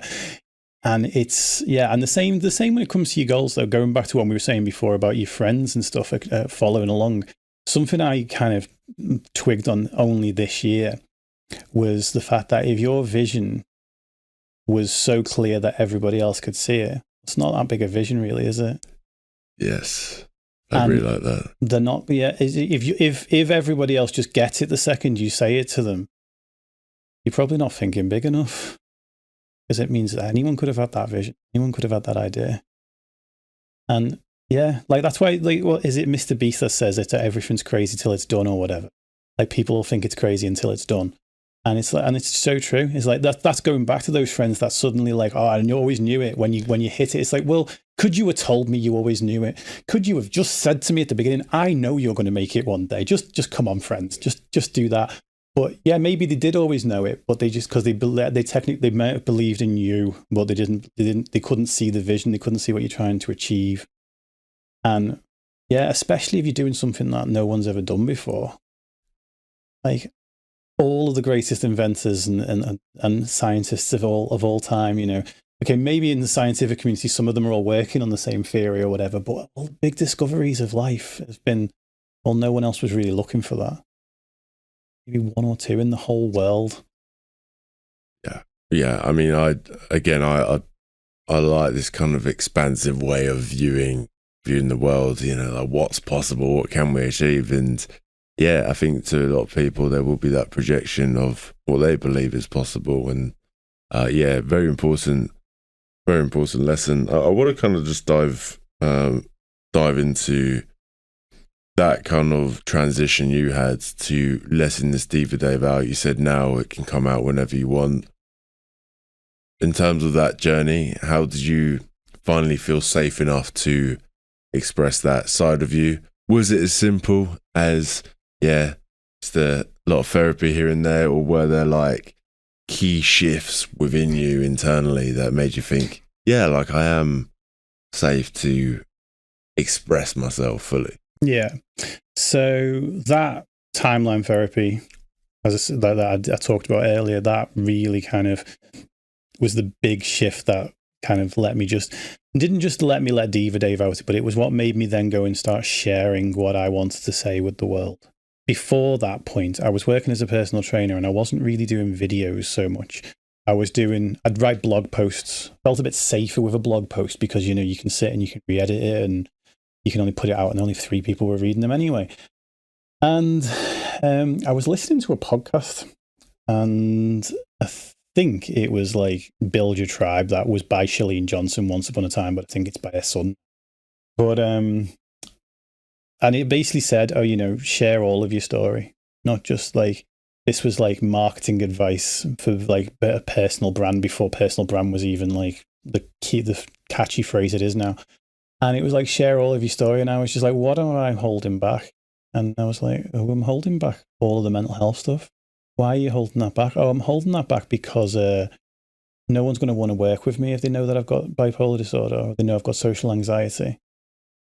And I've still got the video somewhere on my phone, and it was on my Facebook, and it's so funny watching it now because like I went out for a walk with my dog, just got my phone sideways. Hey guys, just wanted to come on and share something. And I basically talk about the fact that I've been living with depression. I didn't even talk about bipolar disorder. I just talked about depression. Like, I've been living with depression since I was 12 years old. You know, it's like 35 at the point in this video when I did this video. And basically, I've been putting all this fitness content on my Facebook page. This is even not quite pre-Instagram, but you know, like, and this goes up, and then suddenly, I had 2 types of people that were messaging me. One were other men saying, "Thank you so much for saying this. I have my struggles too, and this has made me feel like I can talk about them." Like, is there more? As a man helping other men, is there much better you can hear than that? Not really. And then partners of those men saying, "Oh, thank you for saying that. I'm going to show this to my husband." And the funny thing that happened then is like that little bit of external validation, because it's still not fully dealt with the daddy issues, right? But that little bit of external validation made me go like, nah, I'm going to now put 1 million videos up of doing this. And obviously it does, you know, the first one really popped and there was like, you know, 100 or so likes and like a 25, 30 comments or whatever. And then the next one was just like crickets, like just nothing. And then I was like, oh, okay. But basically, I was due to give a nutrition talk at at my at the gym I worked at, and I'd gone off and done this mindset coaching training, which was part of a nutrition degree. I was doing a nutrition degree because I didn't just want to be a PT. I wanted to be a PT who really knew his stuff about nutrition, because I saw a lot of PTs out there that really didn't. And so I was doing this nutrition degree, and they were like, okay, we've got a psychological and mindset coaching module in this thing. And I went off and did that module because they were like, it doesn't matter if you tell people the best diet in the world, if you don't know how to get them to stick to it, it's not going to help. So we put this in as part of the nutritional therapist qualification. I go off and do this, and I've gone from putting my hands up in class when I was young of everyone bullying me for that, and now I'm in this situation where I was getting everything right, and everyone in the class wanted to work with me. I was working with a bunch of adults, with a bunch of mature people that, like, you know, weren't there thinking I'm making them look dumb. They were like, I want to work with him. And then what would happen is we'd do all of like the practical work, and basically people were realizing that I was getting these transformations, almost epiphanies. Now I'm not going there yet, but I was getting these transformations with people in techniques I just learned 5 minutes ago. And like everyone else was just doing the technique to go through it and maybe getting some good stuff. But I had like people like in tears in a good way. And I had people like making real changes. And honestly, by the end of the first week, people were like, I want to go with Dave. And we did this. We went like, we did this module, and then we basically had to go back for assessments a few weeks later. And when we went back for assessments, there was the guy who taught us, and there was a guy called Chris Racy, and there was another guy called Tony, and everybody wanted to be tested by the guy who taught us, except for me, because Chris, who was this is the guy that actually helped fix my daddy issues. He was probably in his like late 60s, early 70s at the time, but he'd like really like saw that I had an aptitude for this and really wanted to nurture that all the way through. So I was like, praise daddy. It's like, and I was like, I need to go with the other guy because I need to prove to myself this isn't a fluke. If I pass with Chris, who's seen me do this in the classroom with everybody else and seen how good I am, that doesn't mean anything. I need to go and be tested by Tony. And I go and get my tester, and he comes in with the results at the end, and he takes me off to one side and he goes, you got 100%. He said, but aside from that, if you do not do something with this as a career, it will be an absolute sin. Now, to someone with unhealed daddy issues, to have like a 50-odd-year-old bloke say that to you, nothing had ever, it took my breath away. Like, and that was literally a week and a half before I was planning to do this nutrition seminar. And I went back and I was like, I don't want to talk about nutrition. Like, I don't even want to be a nutritionist anymore. I was like, and I said to the owner of the gym, I was like, can I do this talk on mindset? Things like goal setting, things on like positive reframing, all that kind of stuff. And he just goes to me, you're renting the room off me. I don't care what you do with it. It's like, cheers, mate. But like, I was like, so I literally emailed everyone that I'd booked onto this because it was free, because then I didn't have the confidence to charge anybody. So we had 50 people. I basically paid to rent the room, paid to put seats in the room, and charged nothing for it. And I just basically, but I had the email addresses, and I sent an email out, and I said like, look, I'm going to change this. It's currently this. Have you got any objection? Would you prefer the thingy? Do you want me to reallocate, or are you not interested? You just want me to reallocate the ticket? And literally no one came back saying that they had any objection. So I was like, okay, I'm going to do it. Set to the computer, writing all these slides, literally prepping absolutely everything. And so that's that first talk I was telling you about before. And when I started doing it, naturally, I forgot about what I'd written on the slides, and I forgot about what I wanted to say, and I just let the personality roll. And a bit of Diva Dave probably came out that night, and then I was hooked. I was like, that's what I want to do for the rest of my life. Like that, I want to be on stages. I want to be, and I say on stages, I was in the studio of a gym on the same level as everybody else. There was no stage, but I want to be in that position. I want to be giving these talks. And yeah, that's what I've carried on doing for 8 years ever since. And over time, I would say that was the biggest singular shift. But over the time, I've just taken it as trial and error experiment. Like, I've got certain jokes that I'll try out for like 3 or 4 sessions, and if they get a laugh every single time, they get to stay in. If they don't, then get rid of them. Okay, and that was obviously funnier in my head than I thought it was. If I'm in a room where it's just women that are in there, I felt much more comfortable leaving it, because I say Diva Dave kind of camp. Like, like I say, sort of like it's my dad as a cabaret artist, really. Like, it's that version, it's that part of me, it's that part of him, I guess, coming out. I'm a performer, but I'm not performing. I'm not putting on a show, and it's not fake. I'm performing Dave. So it's not like you say, oh, well, don't you feel like it's like, no, that's actually when I feel my most authentic. It's like when someone might look at me and say he's performing, that's actually when I feel the most me. Well, it's very much similar to the pro wrestlers we've had on the podcast, alluding to the idea that, this performance that they put out there is really an extension of themselves, and it's allowed them to unlock that like authenticity, I suppose, and like figure out who they are. So what I took away from that was, kind of putting yourself out there, but then also just trying something, finding almost like a new purpose. And I think when it feels more aligned, when it energizes you, that part of you is going to find a way out one way or another. And it seems like that's what happened with you. And that's kind of in a weird way, your sort of work or your outlet has contributed to your form of self-expression, which makes a lot of sense, because a lot of the time when people take the traditional route, it's like, okay, right, you need to go to school, you need to get a degree, or this is just like the conventional path.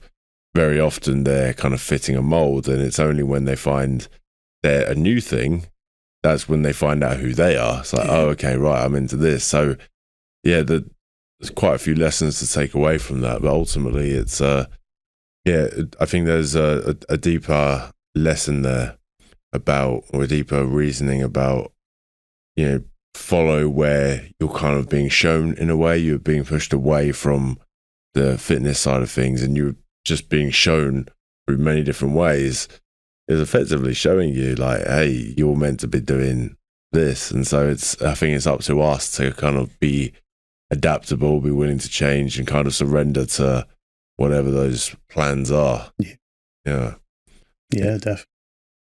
Yeah, I mean, wow, it's really awesome. I can see how it all comes together, and how I just love that imagery of like, you and your father. One was a performance. I mean, well, both performances, but one was actually like a path to authentic self-expression, and I think his was too. And that's the thing, is it just wasn't. It's like people didn't really look at it like that. I'm lucky in an aspect that, like, a lot of people, not everybody, and not everybody's ever going to be on board with anything, but a lot of people now are on board with you living as your authentic self, being a bit of a diva, being a bit like, they're okay with you having a personality that's not quite as straight-laced as everybody else, and that's good.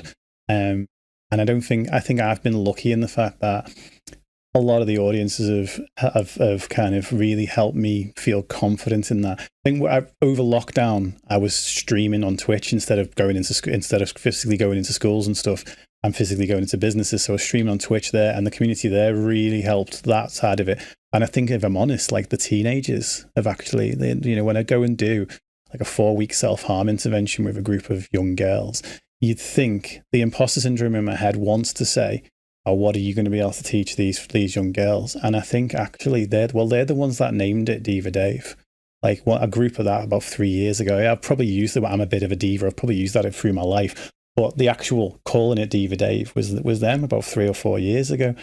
And it was just like, it was kind of allowing that part of my personality out, specifically for those groups, to show them that you don't need alcohol, drugs, whatever, to let these parts of your personality out. You don't need other people's approval. You don't need, like, and it's kind of like that question of who would you be if no one was judging? That's actually the question I end the second week of those courses with, is like, think about that and come and talk. I'm like, what would you do differently if no one was judging you? But I like to not just talk about that. Like, this is who I'd be if no one was judging me. I'm very interested to learn in terms of like your mental state now that you have basically, from the outward looking in, things are aligning. You've got purpose, not just in a family setting, but you've got like what you're doing now and your very strong message. Has that meant that symptoms of depression, you mentioned bipolar disorder as well, does that mean that they don't run the show so much these days? I mean, the depression itself, they often say it never fully leaves you. So, and I can only, from my perspective, I've always seen a lot of these symptoms can sometimes be, symptoms to like a deeper issue of not being self-expressive or not being your most authentic self. So, keen to hear that side of things. There's been two massive, the symptoms are more at bay than they've ever been. That doesn't mean they're completely gone. I had a bit of a funk yesterday. In fact, actually, the funk lap went over into this morning, and this morning there was part of me that almost didn't get on the train. And like, I mean, I can show you the messages that I sent to my wife. Like, I was like a bit on the borderline of having a panic attack in the train station this morning. And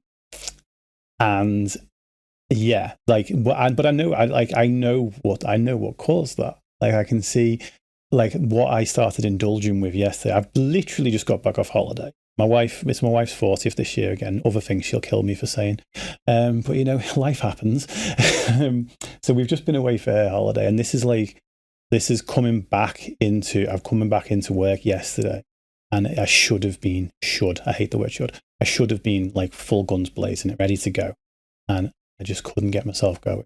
And then the little goblin again inside my head perked up and was just like, you're never going to achieve anything, all the rest of it. And I probably indulged it a little bit more than I could have done. I should have done yesterday. But by this morning, I was like, there's sometimes I think, like today, I'm down here for this, which has been, by the way, one of the most interesting, well, possibly the most interesting conversation on a podcast I've ever had, because actually we've not gone over all the stuff that I go over on most of the podcasts. So they've done a certain bit of research around part of my story, and we talk about that part of my story. And I love it. I love talking about that. But this has borderline been therapy, so thank you. And I've really and absolutely enjoyed going on this voyage like today. But I think like there's sometimes like when you've got cool things that are about to happen or could happen, there's part of your brain that's used to the status quo of where you currently are and will like flare up the anxiety to keep you away from doing that thing. Like the only other time I've had a giant blip this year, I was at a suicide prevention convention earlier in the year, and it was 15 minutes before like the networking part of it started. And I do suicide prevention. I do self-harm interventions. Like, this is the room I'm supposed to be in. And yet I never felt more like I didn't belong in a room. And I ended up having to leave. I went off to my car to have a bit of a breather with the intentions of going back. And I was just like, I can't go back in there. Now, I've had some very interesting thoughts since then about why I can't. The short version is that suicide prevention and suicide bereavement are two very different conversations. The conversation they were having a lot in that room that day was actually from a suicide bereavement point of view, which isn't the same message that you want to give. But that's like an entire podcast episode on its own. As someone who, I am someone who has attempted in my life, you see. So as a result, suicide, what you need to say to someone who's been bereaved by suicide might actually make the person that's attempted feel out of place or guilty, because they need a different level of support than what the person who's feeling suicidal is. So yeah, anyway, but that was the only other time I've had one of those this year. Now, the key thing I think is what keeps so much of it at bay is living within that purpose. That is, I know my purpose. Like, my purpose is to help, to be the person I needed when I was younger. That's it. It's in one sentence. That's what I'm actually here to do. I do a lot of other things than that, but all of it is to support that. for the last 3 years, I worked in the NHS doing that, where they would just send me into schools. And then that contract ended in April this year. And could I do a corporate thing constantly all the time? Yeah. Could I do one-to-one clients all the time? Yeah. Because for the 5 years of being a coach before that NHS contract, that's what I did. And I made it work as a business. But right now, the one thing I want to do is be in schools. So what I do is I charge a higher rate for my corporate stuff so that I can then pay for my schoolwork. And then so for every 1 hour I do in corporate, I give 4 hours of my time to a local school. But the corporate work's not coming in as fast as I need it to. So actually, what I'm going to do is I'm just going to go and do some schools for free. Because if that is my absolute purpose, and I could be spending that hour working on my social media or making a YouTube video, or I could spend that hour in front of the people that I say that's what I'm there to do. And that was what yesterday needed to tell me. That was what I was feeling yesterday was, you've not been in a school. Well, I mean, okay, I was on holiday for 2 weeks, so of course I wasn't in a school, but it was telling me you've not done a cohort in a school for like 2 months, which is a long time. And I won't do one now until September. I've got one booked for September, which is good. But like with the NHS, I was literally just doing 2 or 3 every half term. And there was constantly like kids that I was working with and helping. And that purpose is not, that itch is not being scratched right now. And from a business owner point of view, I want to say, oh, well, it's because the corporate stuff's not funding enough of it yet, which it will do. This is one of those you'll believe it when it's done situation. But because the corporate work's not funding it, I'm like, okay, but again, what are you doing with those extra 4 hours?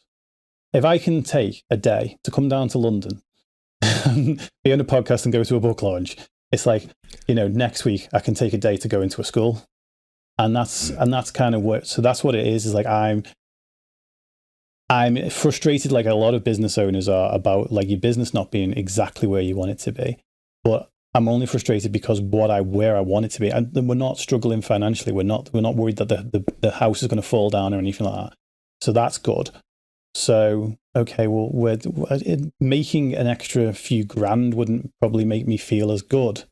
Or make me feel, not good's not the right word, make me feel in my element as much as giving away another 4 hours to a bunch of schools. So I'm literally, tomorrow when I go home, I'm going to email the 4 closest schools to me and say I want to come in and do a resilience talk for year 11s on the first week of term in September ahead of their GCSEs. And then when they go, how much do you want for this? I'll be like, nothing. Their problem sorted, my problem sorted. Or actually, as I like to say, but this doesn't work in this situation. This is the corporate line from your boardroom to their classroom. It doesn't work in this situation. There's no boardroom. But I mean, there's something about that, isn't there?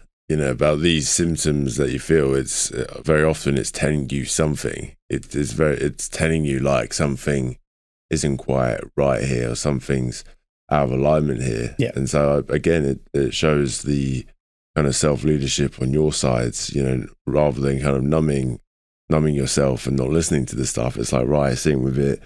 Okay, yeah, like I do need to just go out and I can really resonate with that, because it's definitely something I've been thinking about. It's like, well, yeah, just go out, make stuff happen in the real world. Just I think we kind of need a bit of that. And sometimes I think our body, our soul's gonna kind of tell us one way or another, and it's kind of up to us to listen to that voice.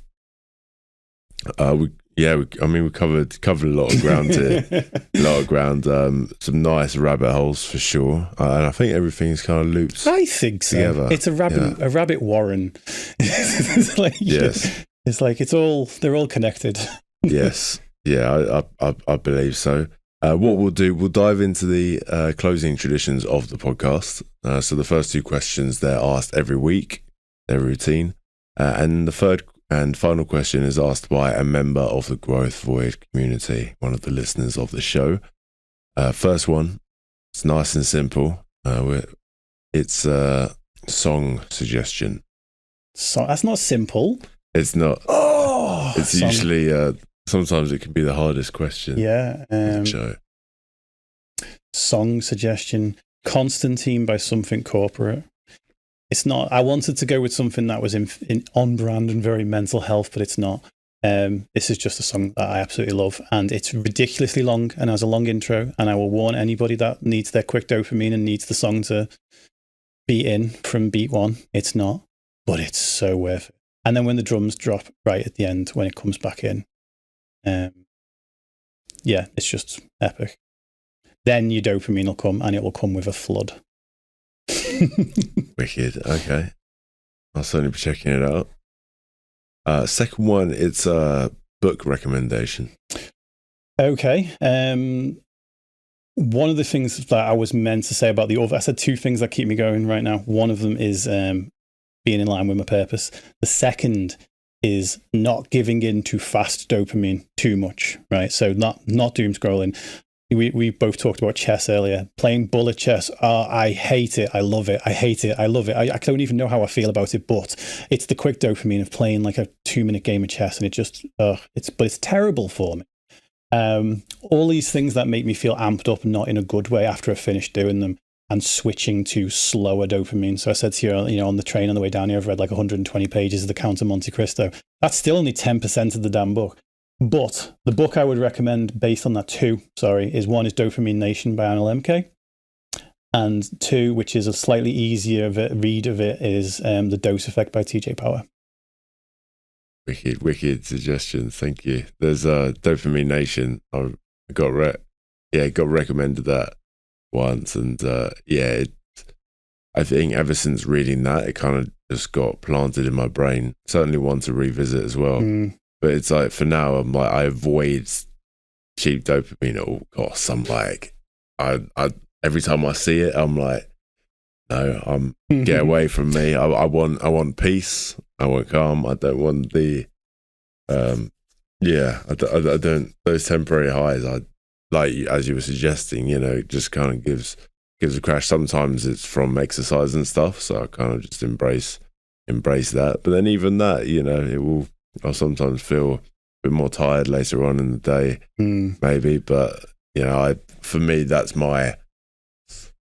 would be my addiction now, I suppose. It's those highs from jiu-jitsu rolling and from big gym workouts, and that's what I kind of, there's only a part of me that almost like does chase that to a degree. But those are if you look into it, those are slightly slower dopamine than the things like bullet chess or scrolling or like watching porn, anything like that.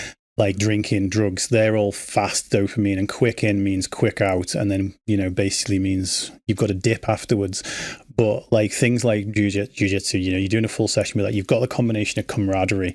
You're probably also getting oxytocin from all those cuddles that you're doing, right? And those nice cuddles around your neck and wrist. So you got you've got all these things which are all kind of like regulating things. That's a much more primal way, and workouts to a degree, even though you get those endorphin spikes, you don't get them from like the first second of the workout. You have to work for them. And that, like TJ Power's stuff on the Dose Effect, is about like, going for slower dopamine than fast. I've read the Count of Monte Cristo, I'm about to finish, and I've read War and Peace this year as well, and Pride and Prejudice, and last year I read Crime and Punishment. And they're all very, very long, and they all require you to sit down and focus on for ages. But I've never once finished like reading, even if like 50 pages took me an hour and a half or whatever. I've never once come away from that feeling like I wish I hadn't spent that time doing that. And that's my big indicator, is like if you come away from it and go, if you go through Instagram and doom scroll and you come across both of us and you feel validated and you feel great and you put your phone down and go about your day with a big smile on your face, then fantastic. And it's about tuning in and being honest with how you feel about it afterwards. Especially when you talk about the phone, people get so defensive. Like, it's like, you want to take my phone away from me.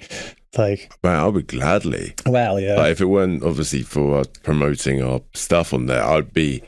In fact, I met a guy the other day, and he carries a Nokia around, and I think that is awesome. There's a reason people are going back to that. Yeah, but the biggest takeaway for me from Dopamine Nation, like, because it talks a lot about like this pain and pleasure and pushing on one side or the other. But the biggest thing that I took away from it was that I realized that I was trying to push down on the pleasure side with even some of these better things. So I'd swapped those boomerang behaviors that hurt you first and come back later. Sorry, help you first and come back later. I'd swapped those behaviors for what I call slingshot behaviors, where you put in the effort first, you pull it back first, and then you let it fly forward. Shit, I'm destroying the studio. And but they were all for the same purpose. They were all to numb myself or to avoid. I might have used a workout not for the benefit of the workout, but to avoid. And I would always say, okay, often the first step is to shift from those behaviors and find out what's the positive intention of the behavior, and then find a more healthy way to reach that positive intent. But when it comes to your emotions, if the positive intent is, I don't want to feel anxious right now, even if you use the best possible techniques, like a bunch of breathing techniques, or listening to calming music, meditation, having someone talk you through something, whatever, you're still teaching to avoid it. And Anil MK talks about sitting with it. Now, when you avoid it over and over, the story in your head becomes, I must avoid this at all costs, because I can't handle it. Whereas if you sit with it, I'm working on there's a bunch, basically emotional release is what I'm working on now. And by emotional release, you kind of just sit with it and you accept the fact that you're feeling it, and it goes away in anywhere between 15 seconds and 15 minutes. It's not a huge amount of time, but the story you tell yourself afterwards is like, I survived that. I didn't have to do anything else. I didn't need any other tool to get around that. I just did it. And that's powerful. And look, if anyone thinks, oh, well, that's, no, they don't just go away. Yeah, they do. Even if you've had the most severe anxiety attacks in your entire life, you're not 100% of the time in one. Every single one of them goes. That cliched saying of you've survived 100% of your bad days, keep going. It's it is true. Every depression you've ever had, even I've had ones that have lasted 6 months, but it did go. And there is an in-between. And actually, sometimes the story and the narrative we tell ourselves doesn't help it go, helps it stay. Yeah. It's again, it's kind of like exposure therapy in a way. It's very often what they talk about in terms of anxiety, and just exposing yourself to all this stuff. It makes it's always made a lot of sense to me. I think that's one key element you've mentioned there. It's very easy to just latch onto these nice stuff, even meditation sometimes. But it's actually, can we just sit in the stuff?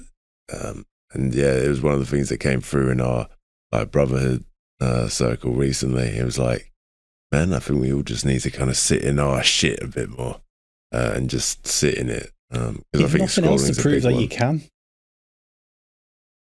It's powerful. Yeah, big time.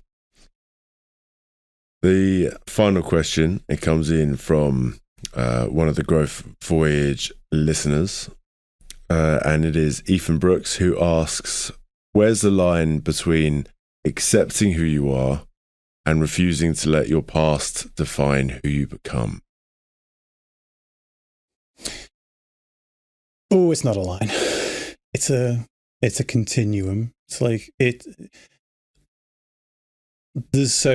there's a little video I put out about a week or so ago that says basically trauma changes the brain, this isn't my line, it's Dr. Jem Walken. Trauma changes the brain, but so does recovery. It's what happened to you? Your end isn't defined by your start, right? What happened to you has absolutely contributed to who you are today. And where did you draw the line? Well, okay, if nobody else was let's go back to that question. If no one else was judging you, how would you be different? If no one else was judging your personality, if only you were judging that personality, if it was only down to you to say, what are the bits I like about this? What are the bits I don't? Then you know what? You'll make yourself happier by working on those bits that you don't. It's not about asking anybody else. It's not about and also not even asking anybody else. We assume what other people say or think.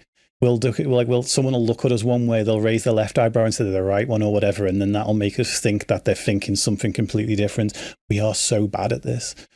But when it comes to accepting yourself, also, you can accept who you are today and still want to be someone different tomorrow. I fully and completely accept the man I am right now. Because you are, let's put it this way, you are as good as you can possibly be in this moment so far. You can't be any better than you currently are now. You also can't be any worse than you currently are right now. Who you become from today is still completely up for grabs. Yes, I really like that, and I've kind of thought about this analogy, but for like sports, but it's a similar thing. Like with jiu-jitsu, for example, because the dangers you have in terms of your mindset is, if you go and you perform really well, then it can be easy to be carried away, like thinking that you're the dog's bollocks and no one can beat you, and that. But then on the other side, if you have a bad match or you don't perform well, think, and that could be quite a big setback for a lot of people. And so the best way in terms of like monitoring your ability or competency at anything, or your self-perception, shall we say, is I am as good as my next match. And kind of alluding to what you described there, however, insert any adjective you want, I'm as good or I'm as solid as the next day, or how I show up. And I think that can be quite a nice way to approach life, because that's all there really is. Yeah. And I think it is about being sort of, instead of taking it as a criticism that makes you feel crap in the moment, take it as a lesson to see how you want to improve going forward. Like, people often ask the question, why can't I do this? It comes with if you ask yourself, why can't I do this? You'll always come with the answers you can't. You'll always give yourself a big list. If I was to go to, let's say back in the day, I'd have gone to my mum and said, oh, why can't I do this? If she'd have sat me down and say, oh, it's because you're thick. It's because, got out a big scroll of all the things that are wrong with me. That'd have made me feel terrible. But that's what we do to ourselves. And so I teach people in that situation to say, how could I do this instead? But for that person that's asked that question, who do you want to be? That's the question. Not who the society told you should be. I hate the word should. Not look, if you've listened to this whole episode, then bless you. You're a warrior. We've been going a while. I don't give short answers. I apologize for nothing. You go back to the very first question. I think this book ends so nicely. The synchronicity of it is amazing. The very first question was about who I needed to be then. And if I was to sit here and still have my mum's idea of who I should be, my dad's idea of who I should be, my year 9 shot put coach idea of who I should be, the guy who kicked me out of chess club's idea of who I should be, if I was to sit here and try and figure out all what they want, it's exhausting. And all it tells me is I know who I should be. And like I said before, I'm happiest when I'm in my purpose. Who I should be is I should be someone who's helping those people that I was in that position and I needed that. And I know I feel like the best version of me when I'm doing that. And there are other things that I feel like the best version of me when I'm doing, it's but find them. When you find them, lean into them more. But ultimately it's about asking yourself the question, who do I want to be? Not who does society want me to be? And then, you'll take steps towards that whilst loving yourself along the way. Yeah. Well, it's simple, isn't it, really? But simple, but not easy. Yeah. We tend to overcomplicate things. Well, look, Dave, this has been awesome. We covered a lot of ground, and I'm very happy that you did in fact come today, and you didn't cancel. Well, that's good to know. Awesome conversation. Where can people find you if they're looking to connect with you? Yep. I am Mindset by Dave on Instagram, TikTok. There is a Facebook. You go on there. I've not got access to that Facebook and not had for years because I got hacked out of it. But the page still automatically updates from my Instagram. But the comments don't get replied to. Oh. But yeah, so I'm Mindset by Dave on those. I am Dave Cottrell, Cottrell on YouTube and LinkedIn if you want more. The YouTube's longer form stuff. The LinkedIn is obviously the slightly more corporate stuff. I say slightly more because I'm still Diva Dave in corporate mode. Sure. Well, we'll put all of these in the description. I can't help but think about all those poor people commenting on Facebook and stuff. I know. Thankfully, Instagram tells you how many there are. So I know there's not like, if it was like there's 7 comments from Facebook on this, I'd probably have tried. Because I literally sent my passport, like I had to send a fake photo of my passport and everything to Meta a few years back to try and get re-access to my account. And they gave me access back to it and it got hacked again within 24 hours. And I just thought, I can't be bothered. Well, might just get my wife to just go and sign into her Facebook and go and reply to all the comments for me. Yeah, that's not a bad idea. Yeah. She, as I said, she's Eastern European. She'd be like, if you're having a bad day, have a good day instead. That's simple. Totally. Dave, thank you so much, brother. No worries. Thank you for having me.